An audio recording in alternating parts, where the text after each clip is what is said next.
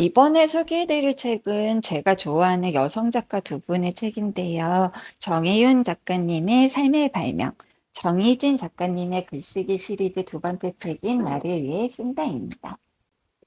정혜윤 작가님과 정희진 작가님은 이제 사회적 약자와 소수에 대해 관심이 많다는 공통점이 있고, 글의 밀도가 굉장히 높아서 이제 책이 쉽게 읽히지 않고, 또 내 감정을 온전히 쏟아부어야 제대로 된 책 읽기를 할 수 있다는 공통점이 있는 작가님들이세요.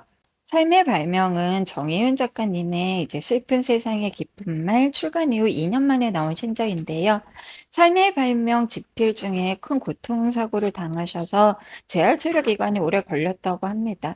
교통사고는 무엇을 누리는 한순간이 사라질 수 있다는 뭐 좀 겸손함을 배우게 한 경험이기도 했다고 하는데, 삶의 발명은 우리에게 유일무이하고 대체 불가능한 이 삶을 어떤 이야기로 채워나가면 좋을지에 대한 에세이예요. 좋은 삶을 살아가기 위해서는 좋은 이야기를 찾아야 하고, 또 좋은 이야기를 찾기 위해서는 알아야 하고, 결국 삶이 알인데 우리는 무엇을 알아야 좋은 삶을 살 수 있는지 정혜은 작가님이 이제 자신의 삶을 채우고 싶은 안과 이야기에 대해 쓴 책입니다.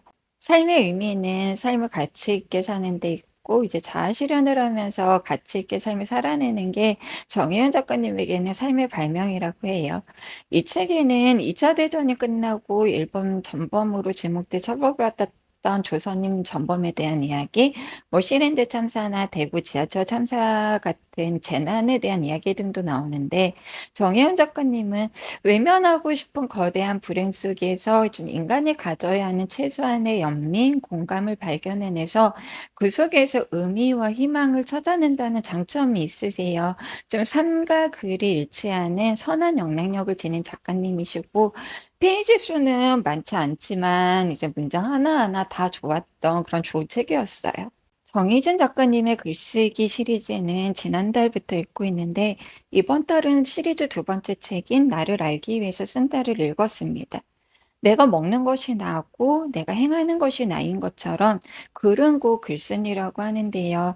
좀 우리는 존재론적으로 나는 누구인가를 질문할 때가 있는데, 정희진 작가님은 나는 누구인가가 아니라 나는 지금 어디에 서 있는가를 질문해야만 제대로 된 나를 알 수 있다고 합니다. 나를 제대로 정의할 수 있는 사람은 없기 때문에 지금 서 있는 자리에서 살아내는 글을 써야 하고, 글이 곧 내가 되고 나를 정의할 수 있다는 건데요.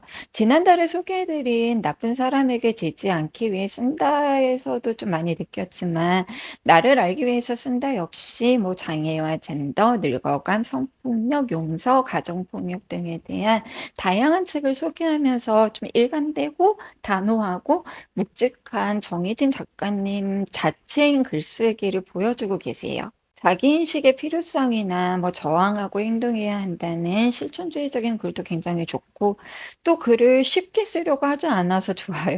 우리는 왜 좋은 책은 어려운 이야기를 쉽게 하는 책이라고 하는데, 정희진 작가님은 그냥 작가님처럼 똑똑한 글을 쓰시거든요.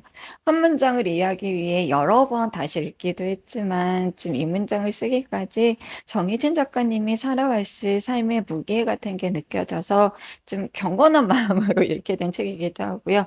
여성학자로서의 정희진 작가님의 글이 너무 좋았던 책입니다. 이번에 소개해 드릴 책은 홍은정 작가님의 나는 동물입니다.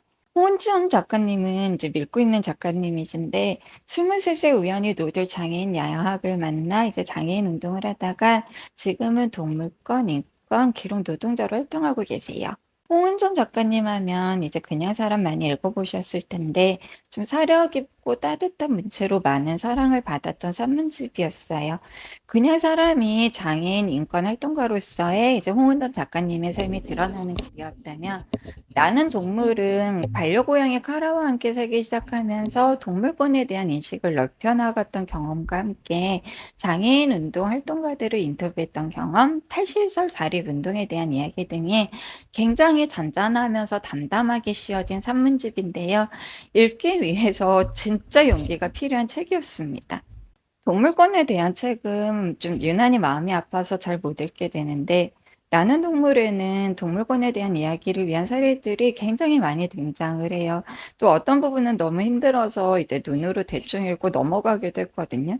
인간이라서 미안하고 좀 같은 인간을 혐오하게 하는 감정이 생기기도 하고 좀 나 역시 거대한 공장식 축산의 한 부분을 구성하고 있는 가해자라는 인식, 뭐 죄책감 등 여러 감정이 밀려오기 때문에 마음을 단단히 잡고 읽어야 하는 책이었고요. 외면할 수 있는 이야기들을 직시하게 해준다는 점만으로도 정말 좋은 책이지 않나 싶고, 장애인 운동 활동가들의 인터뷰 이야기는 이제 전에 소개해드린 전사들의 노래라는 책으로 출간이 됐는데요. 나는 동물 읽어보시면서 이제 장애인 운동 활동가들의 삶이 더 궁금하다 하시는 구독자분들은 전사들의 노래 한번 읽어보시는 것도 추천드려요. 홍은전 작가님의 글을 읽으면 가끔쯤 이분은 얼마나 단단한 사람일까 싶을 때가 있거든요. 우리는 너무 인간 중심적인 세계관에 길들여져 있어서 이제 인간과 비인간을 나누지만 진실은 인간도 비인간도 다 같은 동물이고 생명이라는 건데 그 진실을 알기 위해서는 우리 세계가 자연스럽다고 생각하는 것들을 자연스럽지 않다고 들여다보는 고통스러운 과정이 필요하잖아요. 이 과정이 힘들기 때문에 좀 그냥 외면하고 진실을 회피하고 사는데 홍은전 작가님은 진실을 알기 위해서 활동가들을 찾아가서 기록하고 계시는 거예요.